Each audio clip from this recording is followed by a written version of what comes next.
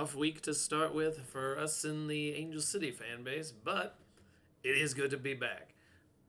Hello, everyone. Calling all angels. Good to see you again. It is time to talk about the NWSL's last week in April, or last full week. As we go through the week's matches, we had all 16 teams in action. Really solid stuff. These will be going up over the course of Wednesday.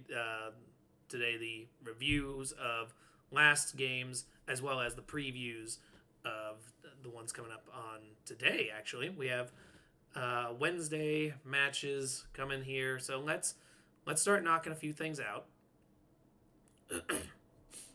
All right.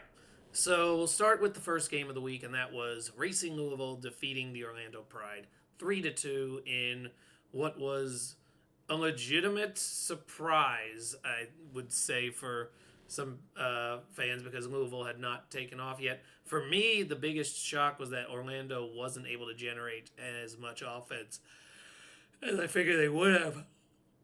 I knew Louisville was good for 2 to 3 goals, no problem, but yeah, this one, Orlando kind of regressed back where Barabanda, it was basically their entire offense, getting 2 goals in injury time, one in the first half, one in the second half. While Louisville just started out with the lead, and then shortly into the start of the second half with the game tied, they reared off 2 goals in the span of 3 minutes. So you had Lauren Millier scoring the first goal, as well as the last goal, with Sarah Weber scoring in between. And that was pretty much the effort from them there. Louisville, I don't trust them defensively. I don't think that's a wise course of action if you're a betting person. I definitely look at what the over-under looks like on those. But no, it's with the Racing Louisville is a very competent offense. And if you are not ready to go on a scoring spree, you are going to find yourself taking losses just due to the shock and awe of their offense. Their defense will give you goals to keep up, but yeah, I I like the team. I enjoy watching them play. I don't think they'll be able to make the playoffs with performances this wild, but nonetheless, it is at least fun to see the highlights and fun to watch in a live setting. We will see what comes from each team this week as they continue on their continue with their business. We got a few matches in the middle of the week, so we get through them. Hold on one moment. We got them here, by the way. Neither of them are playing. Well, actually, no. Louisville is playing. I just saw that. Yeah, Louisville does have a game today. They got Washington, and Orlando will be resting up a little bit. So hopefully the rest helps them out. All right. Speaking of Washington, 4-0. Kansas City is in a little bit of dire straits. I figured Washington was going to beat them at home. I was not expecting 4-0. And this held for a while. Lacey Santos got the goal in the 25th minute. And then Trinity Rodman in injury time of the first half. So by that point, you're down 2-0. Kansas City has to come in with a different strategy. And it did not click. Reared off 2 goals here. Again, Santos scoring a second goal. Claudia Martinez in the 75th. By the end of that, yeah, that's 4 goals really quick. Which is not a good set of performances by Kansas City for the most part in this early part of the season, and it is starting to become a bit of a concern. The reason I wouldn't call it one yet is because it was Washington, and I do think the beast was woken in the last go around. So I would expect to see Washington go on a surge here. I think they'll be back up near the top of the league soon enough. But yeah, they were touch and go there for a little bit. But now that they're beating Kansas City pretty soundly, we'll see what they do with Louisville. I would expect an ugly game. They will probably win, but it'll also probably be their high goal amount for the entire season because I think this could end up being like a 5-3 kind of thing. We'll talk about it in a moment. But yeah, good efforts from the Spirit. Gotham getting a 3-0 win over Bay FC, but not what they were expecting. I don't think that their first goal was going to be an own goal on the part of Bay FC there. So you see Kyle Lama goes off of her. They do end up scoring their own legitimate goals here. In Bay's attempt to react to it, Rose Lavelle gets a goal in the 40th, and Esther Gonzalez gets one during injury time. So it did open the floodgates, especially in the first half. Everyone kind of settled in during the second, and other than a yellow card from Claire Hutton, there was really no... It was a very uneventful second half. The damage had already been done, and with Gotham, this is their best offensive effort. Again, I'd be curious of if it is the result of like the own goal causing like a recalibration of the way things went, and if that could be something Gotham could rely on here without it. But it is good to see them actually get above one goal for once. So could this be them turning things around? We will see.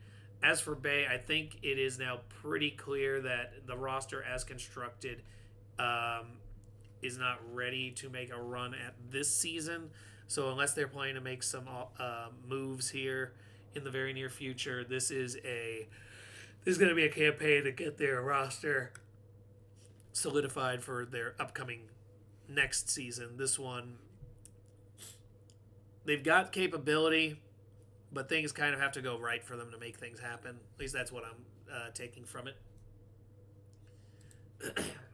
All right, so Chicago Stars getting a 2-1 win over Boston Legacy. Okay, so first, points for Boston. They managed to pick up a goal.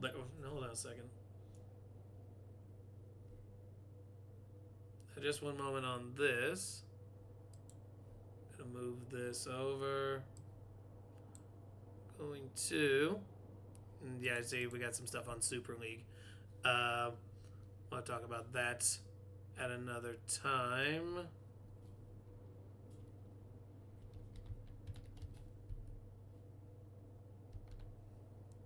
So, what I'm trying to figure out is I'm pretty sure I missed a goal on this thing. So, won't take me too long on here, but yeah, it's I'm noticing I don't think I actually have the goal listed on here. I've got both goals for Chicago. I got Huitema's 10th, Nati Gomez's 51st. But yeah, did not pick that one up. So, okay, that's why. It's 2-0. It was a typo when I wrote it. So yeah, I miswrote that. Okay. Yeah, I mean, that's a nice minute-long dream, but just so you know, it is still one guy running things here. So yeah, I was like, oh, that's worth celebrating. But then I was like, I don't have it listed here, because I was going to immediately call out the person who scored and congratulate him. But no, it wasn't there. Boston did have a shutout, unfortunately.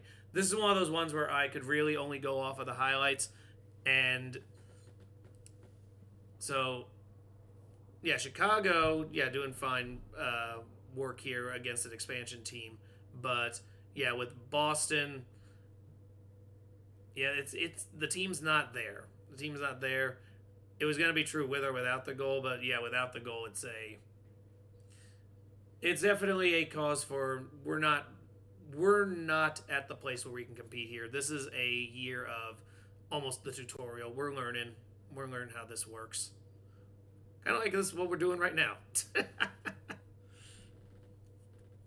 All right, so let's move on. We got North Carolina and Houston.